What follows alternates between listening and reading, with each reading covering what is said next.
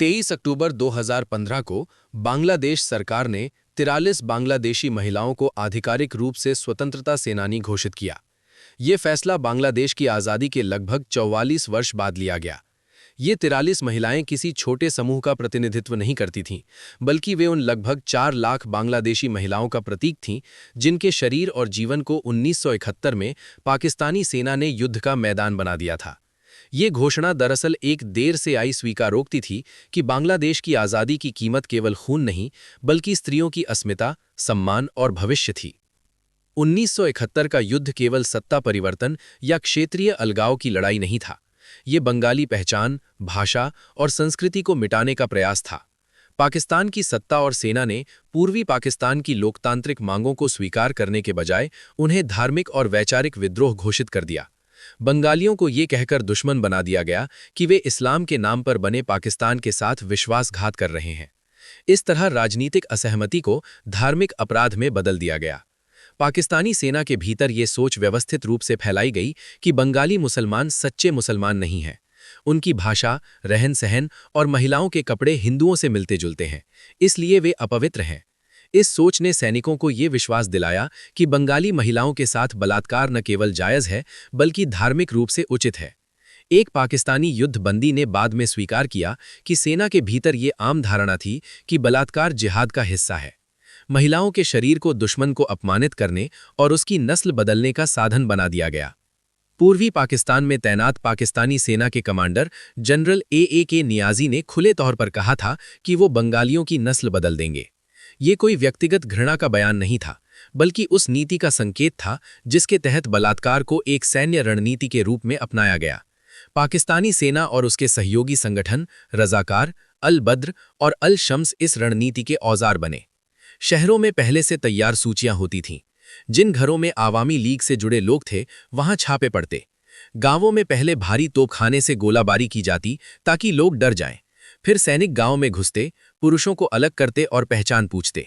जो भी पूर्वी पाकिस्तान सरकार, आवामी लीग या स्वतंत्रता आंदोलन से जुड़ा पाया जाता, उसे वहीं गोली मार दी जाती। इसके बाद महिलाओं को एक जगह इकट्ठा किया जाता और बलात्कार किया जाता। सुंदर, शिक्षित या अमीर परिवारों की महिलाओं को अधिकारियों के लिए अलग रखा जाता, जबकि बाकी महिलाओं को साधारण सैनिकों में बांट दिया जाता। ये सब किसी उन्माद में नहीं, बल्कि पूरी योजना और आदेश के तहत किया जाता था। उम्र, स्वास्थ्य या स्थिति कोई मायने नहीं रखती थी। 8 साल की बच्चियां, 75 साल की बुजुर्ग महिलाएं, गर्भवती स्त्रियां, किसी को नहीं बख्शा गया। कई महिलाओं के साथ एक ही दिन में 60 से 80 बार बलात्कार किया गया, जिससे उनका शरीर ही नहीं, उनका मानसिक अस्तित्व भी टूट गया। जैसे जैसे समय बीतता गया, पाकिस्तानी सैनिकों का डर खत्म होता गया। उन्हें यह भरोसा हो गया कि उन्हें कभी जवाबदेह नहीं ठहराया जाएगा।